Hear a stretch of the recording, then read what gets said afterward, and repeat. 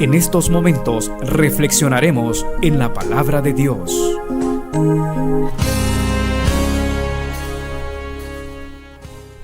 Padre, te damos gracias por esta bendición que tú nos concedes, poder compartir, Señor, tu verdad. Tu palabra es una verdad, una antorcha que ilumina nuestro camino. Permítenos reflexionar en esta verdad sabiendo que tú tienes control de todas las cosas y para ti no hay nada que sea imposible. Al retomar este estudio del Evangelio de Juan, tú puedas edificarnos, tú puedas hablarnos, tú puedas dar cobertura, Señor, a los versículos que en este día corresponden.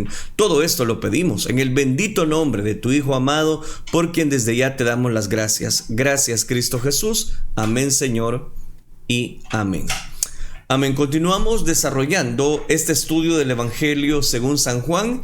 Hemos dado ya cobertura acerca del testimonio de Juan el Bautista, el testimonio de los discípulos, y es ahí donde cobra mucho valor cómo el escritor de este evangelio nos ha regalado un propósito y es presentar el mensaje de salvación. Ese es el objetivo realmente de este evangelio, presentar a Cristo como esa bendición, como ese mensaje atractivo precisamente para cada una de las personas. Así que quiero invitarle a que no se pierda en ningún momento el relato precisamente de este estudio versículo a versículo. Analizábamos prácticamente ya todo el capítulo número 1. Este día vamos a compartir específicamente el capítulo número 2. Así que sin más tardar, ¿le parece si leemos entonces la palabra de Dios en el Evangelio según San Juan, capítulo número 2, versículo número 1? Dice la palabra de Dios: Al tercer día se hicieron unas bodas en Caná de Galilea, y estaba allí la madre de Jesús, y fueron también invitados a las bodas Jesús y sus discípulos. Y faltando el vino, la madre de Jesús le dijo: No tienen vino. Jesús le dijo: ¿Qué tienes conmigo, mujer? Aún no ha venido mi hora. Su madre dijo a los que servían: Haced todo lo que os dijere. Y estaban ahí 6 tinajas de piedra para agua, conforme al rito de la purificación de los judíos, en cada una de las cuales habían 2 o 3 cántaros. Jesús les dijo: Llenad estas tinajas de agua, y las llenaron hasta arriba. Entonces les dijo: Sacad ahora y llevadlo al maestresala. Y se lo llevaron. Cuando el maestresala probó el agua hecha vino, sin saber él de dónde era, aunque lo sabían los sirvientes que habían sacado el agua, llamó al esposo y le dijo: Todo hombre sirve primero el buen vino, y cuando ya han bebido mucho, entonces el inferior.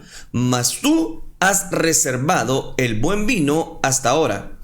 Este principio de señales hizo Jesús en Caná de Galilea y manifestó su gloria, y sus discípulos creyeron en él.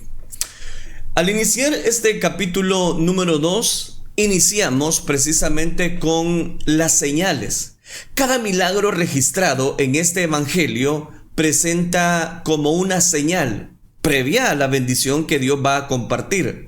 La finalidad de los milagros es revelarnos a Cristo como el Salvador. Recuerde que cada señal mesiánica era con el objetivo de revelar a Cristo como ese Salvador prometido.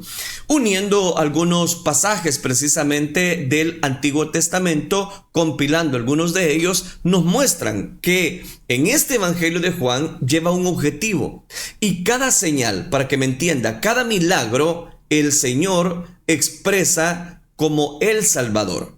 Una de las grandes diferencias entre los otros evangelios es en el de Juan. Es que este nos presenta únicamente 7 de los milagros que Cristo hizo. Y ya hemos hablado acerca de esto.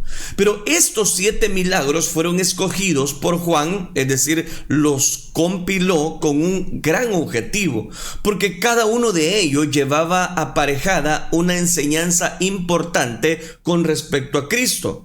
Y el mensaje que destaca en cada uno de ellos es a Cristo Jesús como el Salvador. Lo que a Juan le interesaba no era tanto ofrecernos una biografía detallada del Señor una biografía sistematizada. No, para nada. Jesús, Juan lo que quiere es presentar a Jesús, presentarnos algunos hechos acerca de lo que él precisamente estaba realizando como el dador de la vida. En la porción que ahora hemos leído, específicamente en estos primeros versículos, 11 versículos de este capítulo 2, examinamos precisamente el interés de encontrar las verdades que nos muestran acerca de este Salvador, este Cristo Jesús. Hemos también dado mención ya en otras oportunidades de este estudio que Juan presentaba 3 días consecutivos, y eso lo encontramos desde el capítulo 1, versículo 29 hasta el versículo 42, donde se hacen cronológicamente sucesos que yo le llamé el testimonio de Juan el Bautista y el testimonio de los discípulos. Al tercer día es probable ser contado desde el último evento mencionado, la llamada de Natanael, que estuvimos hablando en la última oportunidad. Es como de costumbre, inclusive deberíamos dar cobertura a cada uno de esos discípulos que el Señor precisamente los está llamando. Fueron también, e inicia el pasaje, invitados a las bodas Jesús y sus discípulos. Note, esta es la primera de muchas historias que sugieren que Jesús era siempre bienvenido entre aquellos que estaban teniendo un buen tiempo. Y que en la cultura judía de aquellos tiempos una boda era la mejor de todas las fiestas. Estoy hablando de la cultura. Una vieja tradición dice que esta era la boda del autor del Evangelio de Juan y que él dejó a la novia en el altar después de ver el milagro. Esto debería de considerarse como una interesante pero poco probable historia. La otra postura que dan algunos comentaristas de este capítulo 2 del Evangelio de Juan y sobre todo de este pasaje de las bodas de Caná, enseñan la extraña idea de que esta era la boda de Jesús mismo, incluyendo alguno de la iglesia de los santos de los últimos días. Estoy hablando de alguna secta específicamente, y lo voy a dejar así para no entrar en detalles. Pero esto se cree también en algunos seguidores del pensamiento libre. Por supuesto que esto está en contra del significado de este pasaje. No lleva una alusión precisamente este argumento, y contrario a todos los evangelios que registran la vida de Jesús. Pero hay un tercer argumento, y es el hecho de que Jesús fue invitado a esta boda. Tiene varias implicaciones. ¿Por qué digo tiene varias implicaciones? Bueno, podríamos mencionar algunos aspectos. El primero de ellos es que la invitación de Jesús a esta boda dice algo acerca de qué clase de hombre era este Jesús. Número 2, que la invitación de Jesús a esta boda dice algo acerca de la presencia de Jesús en las bodas. Jesús viene a un matrimonio y da ahí su bendición. ¿Para qué? Para que sepamos que la vida de nuestra familia está bajo el cuidado de este Dios. Y hay una tercera lección, si usted me lo permite. La invitación de Jesús a esta boda, todas son invitaciones, pero la invitación de Jesús a esta boda dice algo acerca de lo que está pasando cuando invitamos a Jesús a los eventos de nuestra vida. Y es en esa línea que yo voy a seguir el pensamiento, pero permítame terminarle el cuadro. Hay un cuarto detalle, y es que él estaba en una coyuntura recién salida del conflicto personal más perturbador. Le esperaba su trabajo, un trabajo lleno de lucha intensa, peligro, dolor. Sin embargo, en una mente ocupada con estas cosas, la alegría del matrimonio de una pareja rural encuentra un lugar adecuado precisamente para iniciar con esta primer señal o primer milagro, como nosotros lo conocemos. Pero note, Jesús es invitado. Y eso es lo que me llama la atención. Hay muchas personas, muchos matrimonios que hacen planes, hacen bodas, hacen esto, hacen lo otro. Y lo más terrible es que no invitan a que Cristo esté en sus vidas, a que Cristo esté en sus matrimonios. Es ahí donde cobra mucho valor. Cuando las personas toman en cuenta a Jesús, hermano, tendremos, voy a decirlo, asegurada la cobertura para nuestra familia, para nuestras bendiciones, para nuestros hijos, para nuestros allegados en ese núcleo familiar. Veamos esta ocasión del primer milagro de Jesús. Jesús escogió una fiesta de bodas para realizar su primer milagro. Es que Él conoce todo, recuerde.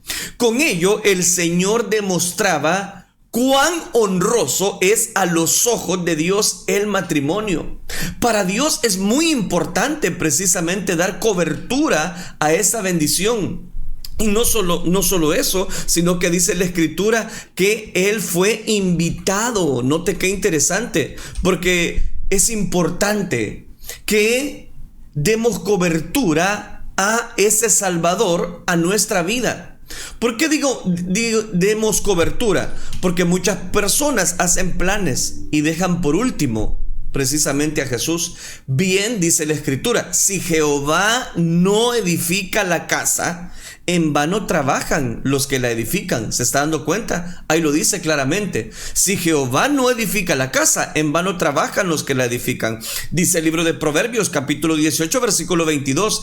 El que haya esposa, haya el bien y alcanza la benevolencia de Jehová. Pero qué importante es invitar en nuestro matrimonio a Jesús. Dios diseñó el matrimonio para beneficio del ser humano. Sin embargo, cuando las cosas no marchan bien, se debe acudir a Jesús en busca de ayuda, en busca de un consejo, en busca de que Él sea el centro de nuestra vida. Aunque no conocemos los nombres de los novios de Caná, de esta boda, no obstante, podemos estar seguros de que eran muy sabios, pues habían invitado a Jesús a sus bodas. Yo le pregunto, ¿y usted ha invitado a Jesús a su casa, a su matrimonio, a la vida de sus hijos, a su vida misma?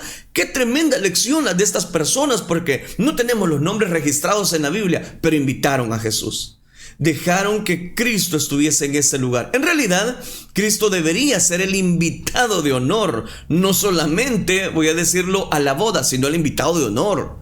También a la vida entera de toda una pareja, de toda una familia, para que Él pueda dar cobertura. Cuando Cristo es el centro del hogar, es cuando se alcanza la felicidad que Dios diseñó para el hogar cristiano. Pero cuando Cristo no está en ese hogar, difícilmente las personas puedan encontrar la felicidad que tanto el Señor prometió para aquellos que le son fieles precisamente a ese Dios. Es importante digo, porque muchas familias olvidan que la verdadera felicidad está en Cristo Jesús. Cuando el hombre no invita a Cristo a su vida matrimonial, pronto pierde el valor que el matrimonio tiene. Así muchos llegan a despreciar el matrimonio, prefieren vivir acompañados, prefieren vivir en fornicación, en unión libre o en adulterio. Tales personas no tienen el mismo sentir que hubo en Cristo. ¿Por qué? Porque Él enalteció el matrimonio, Él aprobó el matrimonio. ¿Y sabe cómo lo aprobó? Asistiendo a esta boda, como diciendo, yo apruebo el matrimonio, es que yo estoy dando esa cobertura a esta institución del matrimonio y además escogiendo esta oportunidad. ¡Qué tremendo! Para hacer su primer milagro. Me llama mucho la atención, pero sigamos leyendo ese versículo 1. Y estaba ahí la madre de Jesús. No hay mención de José. La explicación más probable es que para este tiempo José ya había muerto. Podría parecer que José murió pronto, y la razón por qué Jesús se quedó 18 largos años en Nazaret era porque él tuvo que apoyar a su madre y a su familia. Fue solo hasta cuando sus hermanos y hermanas más jóvenes fueron capaces de valerse por sí mismos que él dejó precisamente su hogar. Ahora, la boda sin vino y la petición de una madre es la que va a producir precisamente el milagro en las bodas de Caná. Es ahí donde precisamente cobra mucho valor la enseñanza, y es la importancia de la lección que María dio a estos hombres. María recordaba muy bien la concepción sobrenatural de su hijo Jesús. ella sabía muy bien, ella había sido parte de esa bendición. El ángel le había hablado. Mejor que nadie, ella, María, mejor que nadie sabía el origen sobrenatural del Señor. Cuando se enteró que el vino de la fiesta había terminado, se había acabado, acudió a Jesús. Y acudió a Jesús con la esperanza de que él pudiera hacer algo para solucionar el problema presentado. Mire qué interesante. Cuando el Señor ya había sido informado que pasó de la situación, ella aconseja a estas personas, como diciéndoles: no, hombre, no se preocupen, haced todo lo que Él les dijere. Versículo 5, ahí está, Juan capítulo 2, versículo 5. María sabía muy bien que ella no podía por sí sola resolver aquella necesidad, de manera que señaló a aquellos hombres el camino. ¿Para qué? Para recibir un favor de parte de Dios, hacer lo que Él dijera. En otras palabras, es la obediencia a los mandamientos de Cristo lo que va a producir las respuestas que tanto necesitamos para suplir nuestras necesidades. Todos aquellos que respetan a María como la sierva de Dios no deberían dudar ni un segundo en seguir el consejo que ella dio. ¿Sabe qué dijo ella? Obedecer a Cristo Jesús. Ella no pidió que la atención se centrara en ella. Ella pidió que hicieran todo lo que Él les diga. Está hablando de su Hijo Jesús. Es ahí donde se encuentra el camino para recibir los favores de Dios. Entonces, el camino para recibir los favores de Dios, el camino para que nosotros veamos señales, es obedecerle a Él. Hay tantas personas que anhelan bendición de parte de Dios. Hay tantas personas que se enfocan precisamente en querer abrazar la cobertura, la bendición de Dios, pero están tan alejados de obedecer a ese Dios todopoderoso. Viene María cuando se ven en esta necesidad, no hay vino. ¿Sabe qué hace ella? Ella solo dice: obedezcan, sigan lo que Él les diga.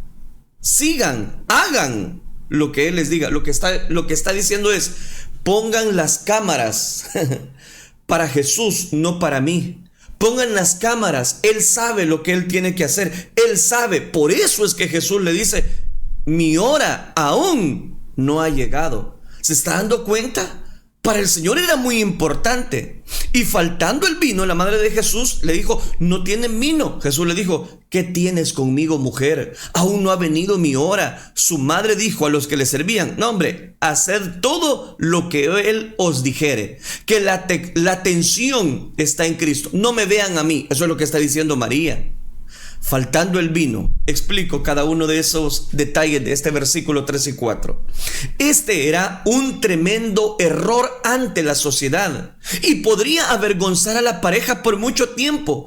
Una boda se suponía ser la mejor fiesta de todas, y para un anfitrión fallar en la provisión adecuada para la hospitalidad, que en la cultura de la época era algo tremendo, era una gran deshonra. Algunos creen que la presencia de los discípulos, considerados como que atendieron sin ser invitados, hizo que el vino se acabara más rápido de lo que esperaba. Pero eso solo son alusiones al pasaje. El texto no da ninguna evidencia de esto. Esto puede indicar que ellos eran pobres y que hicieron una provisión mínima esperando lo mejor. Hay otro argumento, y es que fallar en proveer adecuadamente para los invitados involucraría una desgracia social. ¿A qué me refiero? En las tan unidas comunidades del tiempo de Jesús, tal error nunca sería olvidado y perseguiría a la pareja de recién casados por toda su vida. Adicionalmente, el vino era un símbolo rabínico de alegría, y por lo tanto quedarse sin vino sería como equivalente a admitir que ni los invitados, ni la novia, ni el novio eran felices. Pero en este Oriente cercano existía un elemento de algo así como costumbre muy fuerte durante las bodas, que por ejemplo era posible tomar acción legal en ciertas circunstancias en contra del hombre que había fallado para proveer el regalo apropiado de la boda. Significa que cuando el suministro de vino fallaba, más que la vergüenza social, estaba involucrado precisamente el novio, como su familia, y bien puede haberse visto envuelto en una pesada responsabilidad. El punto es este: se acabó, no tienen vino. No sabemos exactamente por qué María trajo este problema a su hijo Jesús. Yo lo que puedo ver es que ella, como había visto la obra sobrenatural que el ángel le anunció a ella y cómo Jesús precisamente fue concebido, es ahí donde ella dijo: este es alguien especial. Entonces véanlo a él. Y viene Jesús, le dice: ¿qué tienes conmigo, mujer? Jesús se refiere a su madre con un término de respeto, pero no la llama madre. Jesús quería hacer énfasis en que ahora comienzo el ministerio. Primer señal mesiánica, primer milagro. Mujer, tan lejos de un tratamiento duro y descortés, era un título de respeto realmente. No estaba siendo grosero. Él estaba poniendo precisamente énfasis en el contexto de este pasaje de la Escritura. Ella le dice: haced todo lo que os dijere. Las palabras registradas de María son pocas. Sin embargo, es bueno prestar atención a sus palabras. En la Biblia son muy pocas las palabras que María pronunció, pero las palabras que habló y que quedaron registradas como parte de la Escritura, hay que prestar mucha atención, porque por algo son registradas, porque conscientemente glorifican a Jesús, no a la misma María. Si tan solo siguiéramos la dirección de María: haced todo lo que Él os dijere. ¿Qué nos está pidiendo Dios? ¿Qué nos está llamando Dios a hacer? María en ningún momento dijo: vaya, así, yo ya sé cuál es la salida, ahora van a ver el poder de mi hijo, o van a ver lo que yo puedo hacer. No dijo eso. Haced todo lo que Él os dijere. Las palabras registradas de María son pocas, pero interesantes. Obedezcámoslas, sigamos a Jesús, obedezcámoslo a Él. Él tiene cuidado, Él tiene control. Versículos 6 y 7, llenando las tinajas de agua. Estaban ahí 6 tinajas de piedra para agua, dice la Escritura, conforme al rito de la purificación de los judíos, en cada una de las cuales cabían 2 o 3 cántaros. Jesús les dice: llenad estas tinajas de agua, y las llenaron hasta arriba. 6 tinajas de piedra para agua. Jesús inició este milagro utilizando lo que estaba a la mano. Pudo haber provisto de vino de muchas maneras, pero empezó con la que había ahí, específicamente, conforme al rito de la purificación de los judíos. Las tinajas están conectadas con el sistema de la ley, porque eran utilizadas en la purificación ceremonial, recuerde eso. En cada una de las cuales cabían 2 o 3 cántaros. Spurgeon comentó de la siguiente manera: para los predicadores, el número aproximado de Juan, él menciona que casi más o menos serán palabras que simplemente salvarán nuestra veracidad. Es decir, no hablamos positivamente cuando no sabemos. ¿A qué me refiero? Cuando la Escritura dice: llenad estas tinajas de agua, los siervos obedecen. Ese es el punto. Obedecen la dirección de Jesús. Estaban en un lugar único de bendición para este milagro. Jesús quería que la cooperación del hombre precisamente se diera por manifiesto en este milagro. O sea, ellos tenían que obedecer. Él podía haber llenado las vasijas él mismo, estoy hablando del Hijo de Dios, o haber creado el líquido en las tinajas con la misma facilidad. Pero él sabía que si los criados participaban en la obra, en este milagro, también tendrían parte en la bendición. Los criados no hicieron el milagro, quiero aclararle.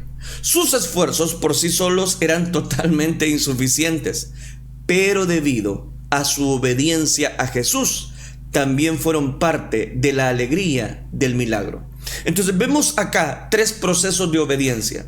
Obediencia de María para con Jesús. Obediencia de la orden que María le da a estas personas. Obediencia de lo que Jesús le dice a estos criados: que vayan y llenen estas tinajas con los cántaros respectivos. Hay 3 facetas de obediencias. Los criados fueron especialmente bendecidos. ¿Por qué? Porque obedecieron sin cuestionar.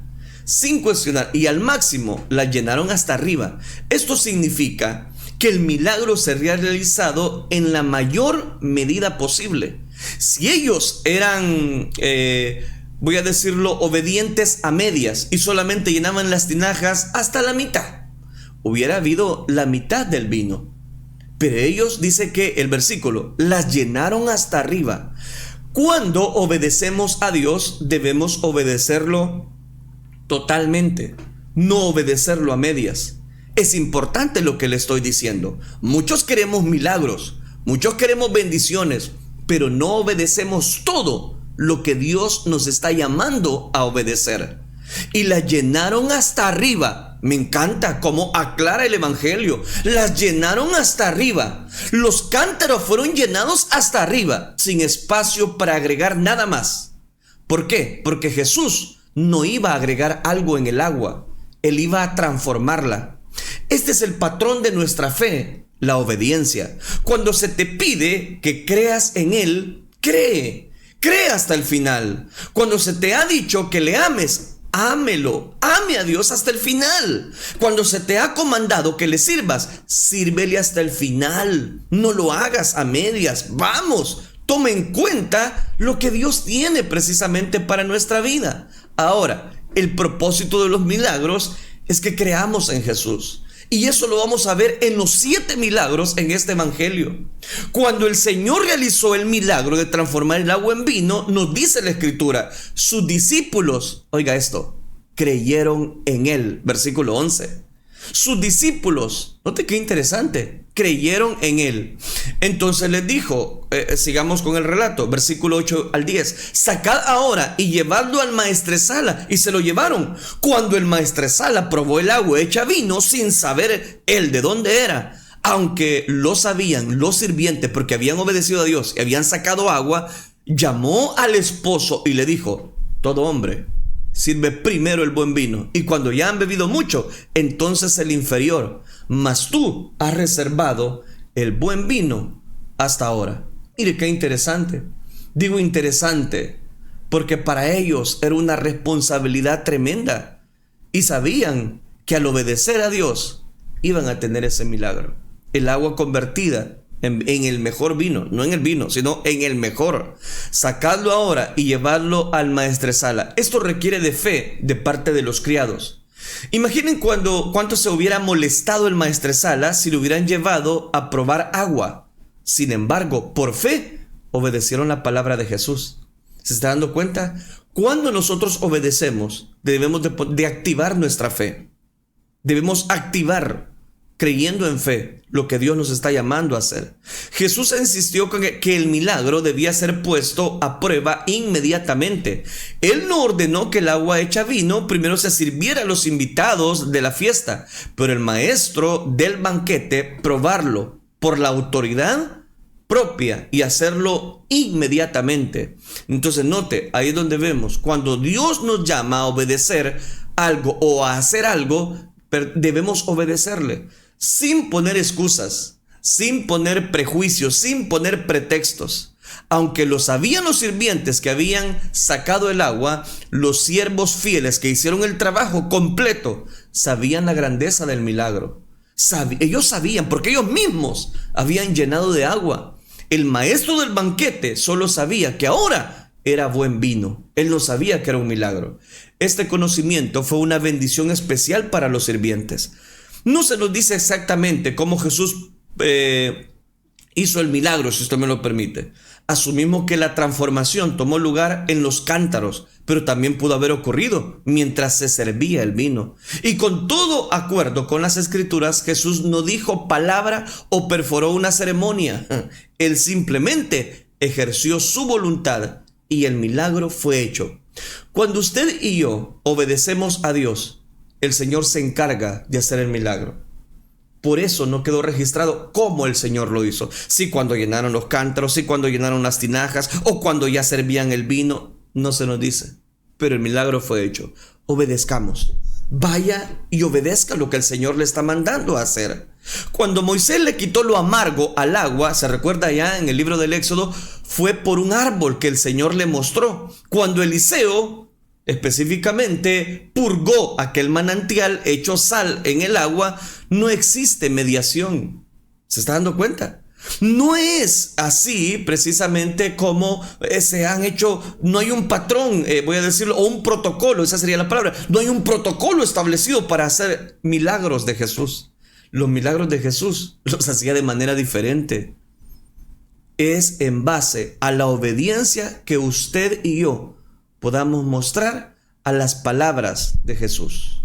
Tú has reservado el buen vino hasta ahora.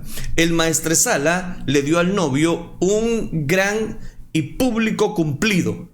Quedarse sin vino hubiera sido socialmente una desgracia para esta cultura. El milagro de Jesús transformó esta en la mejor celebración de todas las bodas en la época. Cuando Jesús vino, lo hizo, y lo hizo precisamente para dar cobertura a la obediencia de muchas personas que están dando cobertura a lo que el Señor ha mostrado. Tú has dejado el buen vino hasta ahora, le dice. Hay un principio detrás de estas palabras. El principio de que para el pueblo de Dios lo mejor siempre está por llegar. Hay un paralelo en esta frase. En primer lugar, puedo concebir los hermanos en el último momento de su vida, o más bien en el primer momento de su vida, diciendo: aguardar el mejor vino hasta ahora. Esa frase, tú has dejado el buen vino hasta ahora, hasta el final. Eso nos enseña que la vida espiritual debe ir en aumento. Nunca debemos estancarnos, que lo mejor viene más adelante. Y si ya cursaste para ti algo bueno, algo tremendo en la vida espiritual, más adelante viene algo especial para ti. Solo está en que sigas obedeciendo la voz de nuestro Dios.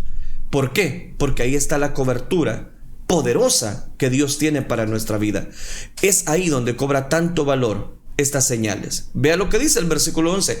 Este principio de señales hizo Jesús en Caná de Galilea y manifestó su gloria. Y oiga esto, y sus discípulos creyeron en él. Después de esto, descendieron a Capernaum, él, su madre, sus hermanos y sus discípulos, y estuvieron ahí no muchos días. Este principio de señales que hizo Jesús en Caná de Galilea nos da una cobertura, que Dios tiene cuidado y control de todas las cosas. Es la primera de 7 señales presentadas en el Evangelio de Juan. Cuando él ha diseñado precisamente, y él ha diseñado que el lector vaya en fe en Jesucristo. ¿Por qué? Porque él solo va a presentar 7 milagros. El agua convertida en vino, la sanación del hijo del noble, la sanación en el estanque de Betesda, alimentación de los 5,000, Jesús camina sobre el agua, la sanación cuando sana al hombre ciego de nacimiento y la resurrección de Lázaro. Solo 7 milagros, hasta llegar precisamente a la resurrección de él mismo como hijo de Dios. Es aquí donde tengo que hacer las aplicaciones principales. 3 cosas. 1. María nunca buscó que la atracción sea para ella. Hagan lo que Él les dijere. Y al ser lo que Él les dijere, ¿qué estaba haciendo ella? Poniendo las cámaras, el foco de las cámaras, para Él y no para ella. 2. Cada uno de nosotros, si Dios nos manda a hacer algo, hay que obedecerlo, pero no a medias, sino poner toda diligencia. Los sirvientes por fe actuaron y llenaron aquellas tinajas, pero lo hicieron por fe, bajo un concepto de obediencia. Vayamos y obedezcamos a Dios. Él va a hacer el milagro en nuestra vida. Y lo tercero es que cada uno de nosotros debemos seguirle, porque Él siempre tiene cuidado de nuestra familia cuando nosotros invitamos a Jesús a ser el centro de nuestro matrimonio, de nuestro hogar. Que el Señor nos ayude a cada uno de nosotros. Oremos entonces. Padre nuestro, gracias te damos. Gracias te damos por el consejo de tu verdad. Ayúdanos a que cada matrimonio pueda tomarte en cuenta y tenerte como el centro. Te lo ruego. Ahora te suplicamos, ayúdanos a obedecerte. Ayúdanos a poner diligencia a esa fe que vence al mundo. Te lo ruego, Padre Celestial, ayúdanos. Dice la Escritura que muchos creyeron a causa de este milagro. Ahora suplicamos la intervención de tu Espíritu Santo para poder causar efecto a través de esta palabra en el corazón de las personas que han decidido escucharla. No a nosotros, sino a tu santo nombre sea toda la gloria. Gracias, Cristo Jesús. Amén, Señor, y amén.